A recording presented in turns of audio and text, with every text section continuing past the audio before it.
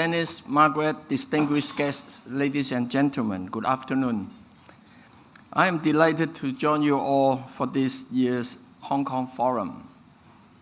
To our friends from around the world, a very warm welcome to Asia's World City. I also congratulate the newly elected leadership of the Federation of Hong Kong Business Associations worldwide. Over the past 18 years, the Federation has excelled in helping to connect overseas entrepreneurs with Hong Kong. Dennis, under your able leadership, I am sure the Federation will continue to inform the international business community about opportunities in and through our city. Indeed, the Federation's mission is closely aligned with the government's theme of Connect and Excel. In other words, how connecting with Hong Kong can help people and business excel in our region. For those of you on a return visit to Hong Kong, I'm sure you have noticed how rapidly our city is evolving. Indeed, we take pride in our ability to adapt and keep pace with latest innovations and developments in the global economy. Let me first give you a snapshot of Hong Kong's current economic situation. Our economy remains strong. Latest figures show that the real GDP growth in the third quarter this year is 2.9%, which marks the 8th consecutive quarter of growth above our trend growth rate of 2.7% per annum in the past decade. Our full-year GDP for 2018 is forecast to be 3.2%. The inflation rate is moderate at 2.8% in the third quarter of 2018, and unemployment rate remains at a record low, 2.8%.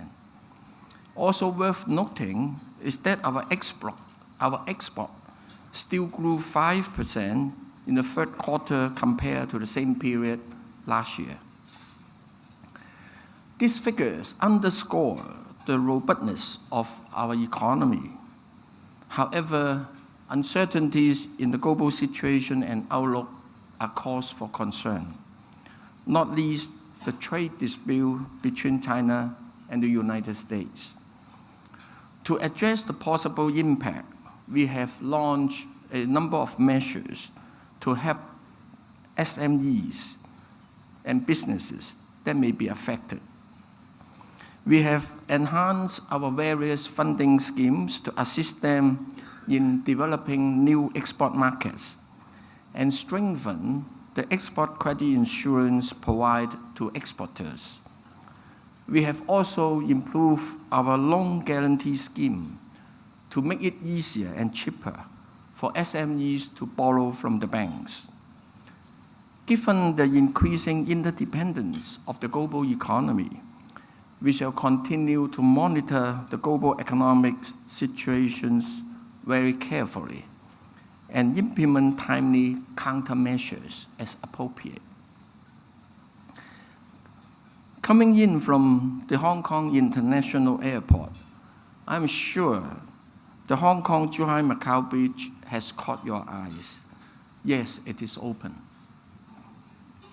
The other major cross-boundary transport infrastructure, the Hong Kong section of the Guangzhou-Shenzhen-Hong Kong Express Rail Link, is operating as well. The Express Rail Link connects Hong Kong to the over 25,000 kilometer high-speed train network on the mainland, while the Hong Kong Shuhang Macau Bridge conveniently connects Hong Kong to cities on the west bank of the Pearl River Delta. These two mega projects are expected to create growth opportunities for various industries, not least tourism, trade, logistics, financial and professional services. Financial services is one of our key competitive strengths. over the past 11 months, we have introduced a number of initiatives to further enhance our competitiveness. Let me give you some updates. On listing regime, since April this year, we allow high growth and innovative companies with weighted voting rights structures, as well as pre-revenue biotech companies to list on the main board of the Hong Kong Stock Exchange. We are confident that this new listing regime will meet the needs of the new economy, thereby further enhancing the attractiveness and competitiveness of Hong Kong's listing platform to issuers from different jurisdictions. On the bond market, we have introduced a 3-year pilot bond grant scheme to subsidize bond issuing costs of up to 2.5 million per case for eligible enterprises issuing bonds in Hong Kong for the first time. Furthermore, riding on the accelerating global demand for green financial products, we have introduced a green bond grant scheme and will soon launch a government green bond program with a borrowing limit set at 100 billion Hong Kong dollar to jumpstart Hong Kong as a green finance hub. In fact, for the first half of this year, we have already attracted 15 issues of green bonds in Hong Kong, raising an aggregate amount of US 8 billion. On fund management, we have been working very hard to attract more funds of various types to base and develop their business in Hong Kong. To achieve this, we have launched new fund structures and provide profits tax concessions up to 50%. Profits tax exemption of 100% to attract certain fund managers to Hong Kong, particularly those who are not familiar with the trust law, to choose Hong Kong to base their operations. And indeed, we are working to make further legislative amendments to provide a more favorable operating and tax environment to develop the fund industry, to make Hong Kong a private equity hub in Asia.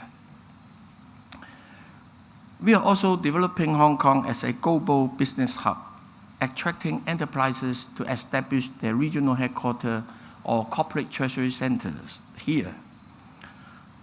On government-to-government level, we will continue to expand our network of free trade agreements, investment agreements, and avoidance of double taxation agreements with economies around the world.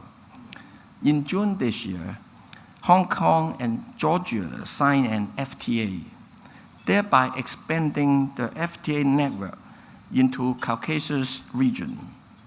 We also have just completed negotiations with Australia on a comprehensive FTA plus investment agreement. We are also exploring FTA with the Pacific Alliance, comprising Chile, Colombia, Mexico, and Peru, and intend to seek accession to the Regional Comprehensive Economic Partnership after completion of negotiations by ASEAN and other relevant economies. We are also exploring with the United Kingdom options for forging closer economic ties, including possibly a FTA in the future. The whole idea of expanding this FTA, apart from expanding our export market, is to make Hong Kong a better place to be regional headquarters of overseas companies. To step up our presence in the international arena, we are expanding the network of our economic and trade offices. This will help to strengthen ties with strategic markets, tap business opportunities, and boost direct investments into Hong Kong. Discussions with the government of the United Arab Emirates on a new ETO in Dubai are progressing well, and we expect to have the ETO set up soon, our first ETO in the Middle East. Meanwhile, in Thailand, a new Bangkok ETO is expected to commence operation early next year. It will be our third ETO in the ASEAN region, after Jakarta and Singapore. Together with the ASEAN-Hong Kong FTA coming into full force in early 2019, we anticipate a much closer relationship with the ASEAN Economic Community. On innovation and technology, we are making substantial investments and are working closely with neighboring cities such as Shenzhen. In the past 2 years, we have committed over, in the past 2 years, budget plus the commitments in the policy address, we have committed already over 100 billion Hong Kong dollars. Some are being spent and some are to support the initiatives coming forward.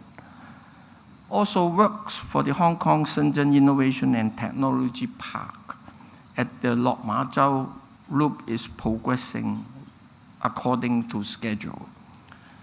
We have allocated, for example, 10 billion to build 2 clusters in the science park, one on artificial intelligence and robotics. The other is biotech, biohealth. We have also launched technology talent scheme and updated our talent list to make it a lot easier for foreign tech gurus and professionals to come to Hong Kong to work.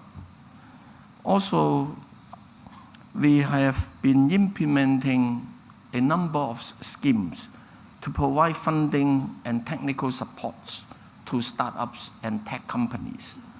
And indeed, another 10 billion has been given to the science park. About 30% of it is to build additional infrastructures and structures for tech companies, say for example, common laboratories. And the other 7 billion is for them to tailor-make specific incentive packages to enable us to attract foreign tech companies to come to Hong Kong. We have also started a fund to work with venture capitalists to co-invest in startups and tech companies.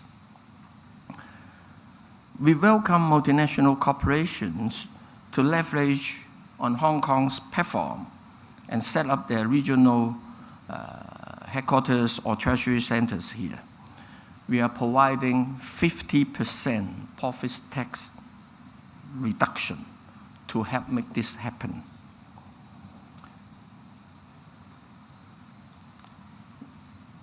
The Guangdong, Hong Kong, Macau, Greater Bay Area development, a much talked about topic, is taking shape rapidly. For our guests from overseas, this area covers some 56,000 square kilometers with a combined population of about 70 million, larger than that of Tokyo and San Francisco Bay Area combined. It covers 9 major cities in the Guangdong province, plus the special administrative region of Hong Kong and Macau. The Greater Bay Area generates an aggregate GDP of about $1.5 trillion, which is slightly larger than that of Australia and is comparable to that of Korea. And this is the most affluent region on the mainland. It is right on our doorstep, brought even closer to Hong Kong by the Hong Kong-Shuhang-Macau Bridge and, of course, the high-speed railway. The Greater Bay Area offers tremendous opportunities for Hong Kong businesses and businesses that partner with Hong Kong.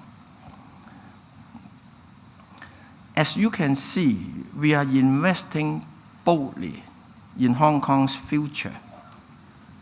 But what really gives our city its unique competitive edge is the one country, two system arrangement. Since the establishment of the Hong Kong Special Administrative Region back in 1997, we have continued to operate as a separate custom territory with our own financial, tax, and legal systems. After 21 years, the enduring success of one country, two systems is clear. The US-based Heritage Foundation has ranked Hong Kong as the world's fiercest economy for 24 years in a row. The Swiss-based International Institute for Management Development raised Hong Kong as the second most competitive economy globally. The World Bank lifted Hong Kong to the 4th place in its latest Ease of Doing Business report. And the World Economic Forum places Hong Kong top in Asia for judicial independence. I must also mention that a new report by PricewaterhouseCoopers and the World Bank finds Hong Kong to have the most business-friendly tax system in the world. Profits tax of 8.25% on the first 2 million Hong Kong dollars profits and 16.5% thereafter. Salaries tax still capped at 15%. No inheritance tax, no capital gains tax, no GST or VAT. That is what we call business friendly. Ladies and gentlemen, I have mentioned just a few of the initiatives that will continue to strengthen Hong Kong's attractiveness to overseas investors and entrepreneurs. By diversifying our economy, boosting cross-border connectivity, and promoting innovation and technology as a driver for future economic growth, we can withstand current and future economic headwinds and capture new opportunities arising from the Greater Bay Area and the Belt and Road Initiative. Some of you may wonder, given the current uncertainties globally arising from Sino-US trade conflict and others, whether we still have the resources to implement countermeasures and to continue to invest in the future. Let me assure you, the fiscal position of the Hong Kong SAR government is very strong. We have an accumulated surplus of over 1,100 billion. Yeah. Not to mention, in addition to this, another 600 billion with the exchange fund. Basically, the government is debt-free. So we have the financial capacity to help us to invest in our future, to bring our economic growth further, and to continue to improve the living of our people, and to allow us to tackle headwinds and economic challenges ahead. Each of you is an important ambassador for Hong Kong, promoting our city on the world stage. We invite you, your association members, and extended network to connect and excel in Hong Kong. I wish you all a fruitful Hong Kong Forum, and our visitors a most enjoyable stay here in the Asia's World City. Thank you.